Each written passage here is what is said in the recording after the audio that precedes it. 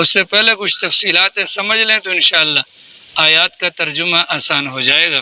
مکہ مکرمہ کی 13 سالہ مبارک زندگی میں رسول اکرم صلی اللہ تعالی علیہ وسلم جب نماز کے لیے کعبۃ اللہ کے اندر تشریف لے کر جاتے تھے، آپ حضرات جانتے ہیں کہ کعبہ پورا کا پورا کعبہ ہے۔ جب ہمیں اللہ پاک لے کر جائے گا انشاءاللہ کعبۃ اللہ، تو وہاں پر ہم دیکھیں گے کہ اس کی جو 4 دیواریں ہیں تو چاروں دیواروں کی طرف منہ کر کے نماز پڑھنے کا ثواب بالکل ایک جیسا ہوتا ہے۔ چنانچہ جب سرکار دو عالم صلی اللہ تعالی علیہ وسلم مکہ مکرمہ میں کعبۃ اللہ کے اندر نماز وغیرہ ادا فرماتے تھے تو ترتیب سرکار کی یہ ہوتی تھی کہ اس انداز سے کھڑے ہوتے کہ کعبۃ اللہ بھی سامنے ہوتا تھا اور بیت المقدس بھی سامنے ہوتا تھا۔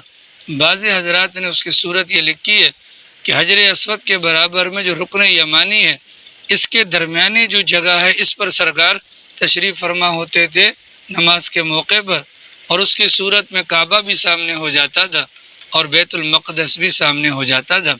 کیونکہ ہمارا جو مذہب ہے وہ تمام انبیاء کرام کو بھی ماننے والا، ان پر نازل شدہ شریعتوں کو بھی ماننے والا، تو بیت المقدس بھی انبیاء کرام کا قبلہ رہا ہے، ہم اس کے انکاری تو نہیں ہیں۔ لہٰذا ہمارے پیغمبر مکہ مکرمہ کے اندر یہ صورت اختیار کرتے تھے۔ مدینہ منورہ کے اندر جب پیغمبر تشریف لائے، حضرات صحابہ کرام بھی تشریف لائے، تو وہاں پر اللہ میاں کی طرف سے حکم آ گیا کہ اب کہ آپ لوگوں کا قبلہ بیت اللہ نہیں ہوگا بلکہ بیت المقدس ہوگا۔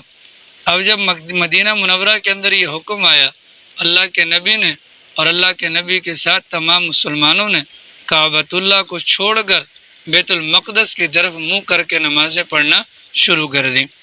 اللہ کی شان یہ سلسلہ چلتا رہا 16 یا 17 مہینے تک۔ اللہ کے نبی علیہ الصلاۃ والسلام کی دلی تمنا یہ تھی کہ یہ حکم دوبارہ سے تبدیل ہو اور بیت اللہ شریف کو پھر سے کعبۃ اللہ یعنی قبلہ بنانے کا حکم آ جائے۔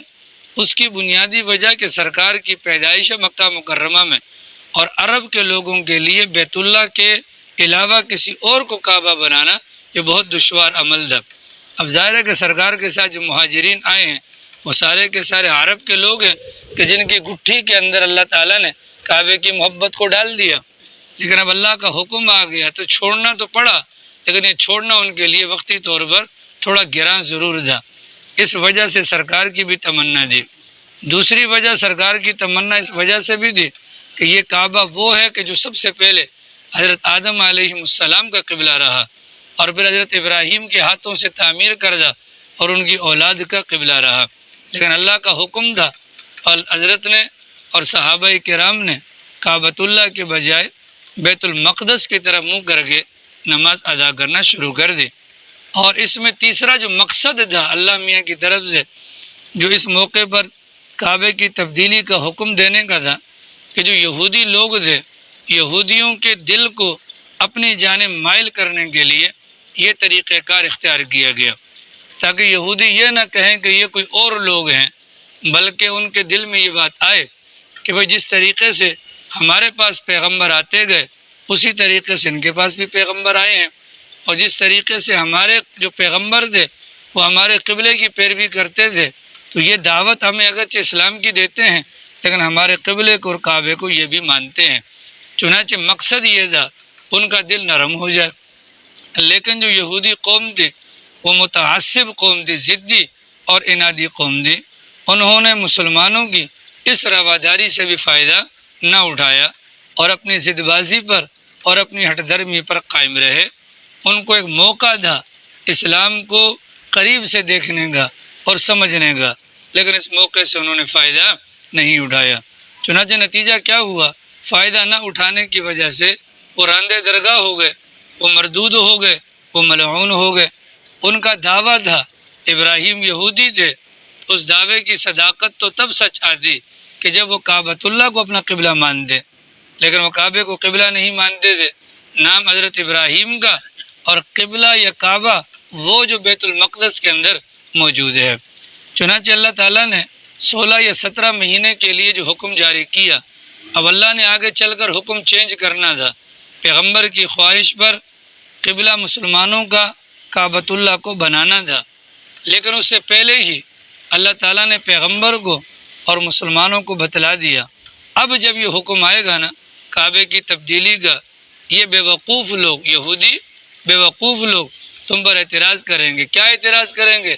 یہ اعتراض کریں گے مثال کے طور پر ان کو کیا ہو گیا، روزانہ ان کا قبلہ ہی چینج ہوتا رہتا ہے، ان کے مذہب کا کیا اعتبار؟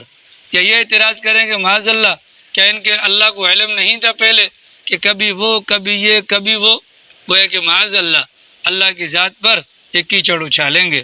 تو مسلمانوں کو پہلے سے آگاہ کر دیا گیا کہ تم ان کی باتوں میں آ کر کسی قسم کے شک کے اندر، تردد کے اندر یا پریشانی کے اندر مبتلا مت ہونا۔ وجہ کیا ہے؟ ایک ہے کعبہ، ایک ہے کعبہ۔ تو کعبے کے متعلق جو ہمیں حکم دیا جاتا ہے کہ تم نے نماز پڑھنی ہے کعبۃ اللہ کی طرف منہ کر کے، تو ہم کعبۃ اللہ کی طرف جو منہ کر کے نماز پڑھتے ہیں اس کعبے کی وجہ سے نہیں، اللہ کے حکم کی وجہ سے پڑھتے ہیں۔ ٹھیک ہے، جب اللہ کا حکم آیا کہ کعبے کی طرف منہ کرو تو ہم نے اللہ کے حکم کو دیکھنا ہے، کعبے کو نہیں دیکھنا۔ جب اللہ کا حکم آیا بیت المقدس کی طرف منہ کر کے نماز پڑھو، ہم نے اللہ کے حکم کو دیکھنا ہے، بیت المقدس کو نہیں دیکھنا۔ ٹھیک ہے، ایک انسان کا جسم ہے اور ایک انسان کی روح ہے۔